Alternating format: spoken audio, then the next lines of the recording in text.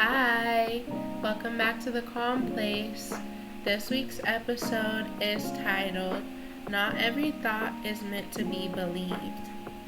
After people start clearing noise, softening pressure, and treating themselves with more compassion, they usually notice something surprising. Their thoughts don't automatically feel calm. In fact, sometimes they become more noticeable, and that can be confusing because a lot of people assume that once they're doing better, their mind should become completely positive, but that's not how your mind works. The human brain produces thoughts constantly. Some thoughts are useful, some are neutral, and some are just noise. But most people were never taught to separate themselves from their thoughts. So when a thought appears, it doesn't feel like just a thought. It feels like truth. If your mind says, this isn't good enough, it feels real. If your mind says, you're behind, it feels like a fact.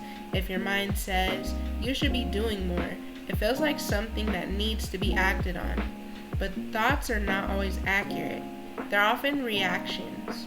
They reflect patterns, past experiences, and sometimes even just the state of your body in that moment. A tired mind produces different thoughts than a rested mind. A stressed mind produces different thoughts than a calm one. And because thoughts happen so quickly, people don't always question them. They just absorb them and then they start responding to them. That's where a lot of unnecessary stress comes from. Not from the situation itself, but the belief that every thought about the situation is true. What starts to change things is a very small shift. Instead of immediately believing a thought, you can simply notice it. There's that thought again. That's it. No arguing with it.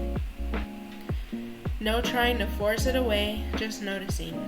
And when that happens, something subtle but important begins to form. Space. The thought is still there, but now there's a small gap between the thought and the person experiencing it. That gap changes everything, because once there's space, there's choice.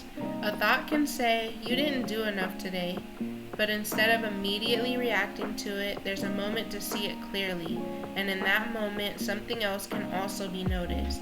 Maybe the body is tired. Maybe the day was actually full. Maybe the expectation was unrealistic. Suddenly, that thought isn't the only perspective anymore. It's just one voice. And that's when people start realizing something important. The mind is not always trying to tell the truth. Sometimes it's trying to protect. Sometimes it's trying to predict. Sometimes it's just repeating patterns it learned a long time ago. But not every thought deserves the same level of attention. And not every thought needs to shape your behavior. That doesn't mean ignoring your mind. It just means relating to it differently. Listening without automatically agreeing, noticing without immediately reacting, because when every thought is believed, life can feel heavy, constantly evaluated, constantly pressured, but when thoughts are observed instead of absorbed, something shifts. The mind becomes quieter over time. Not because thoughts stop appearing, but because they're no longer being reinforced in the same way. And when that happens, something else becomes easier to hear.